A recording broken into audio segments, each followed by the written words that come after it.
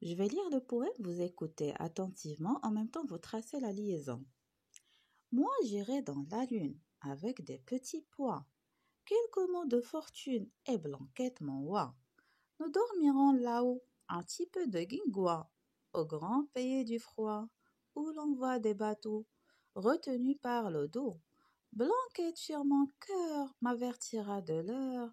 Elle mange des pois tous les premiers du mois.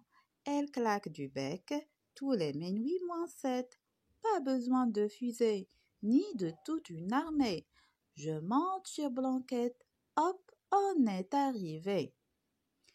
Je relis le poème en expliquant les mots difficiles. Moi, j'irai dans la lune avec des petits pois. Alors, voici les pois, c'est ce que vous voyez sur la première image.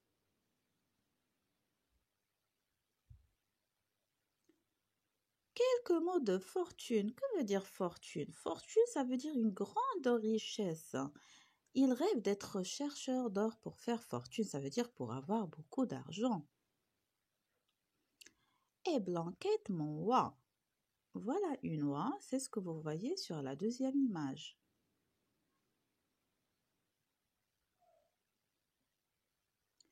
Nous dormirons là-haut un petit peu de guingois. Que veut dire guingois?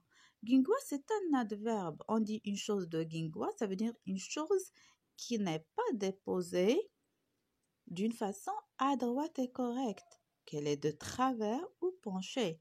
Comme exemple, on peut dire cette armoire est toute de guingois.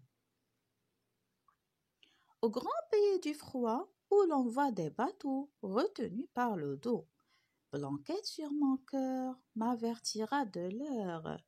Le verbe avertir, c'est un verbe du deuxième groupe. C'est le fait d'informer quelqu'un pour le mettre en garde. On peut dire, on nous a averti de ne pas sortir pendant le confinement. Et dans notre poème, c'est Blanquette qui avertit le poète ou bien qui informe le poète de l'heure.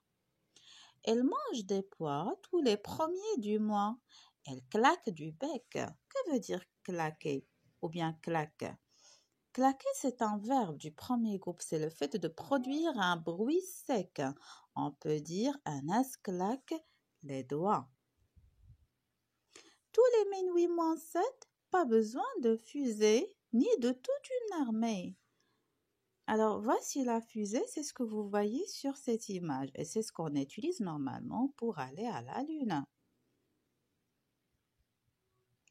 Je monte sur Blanquette, hop, on est arrivé.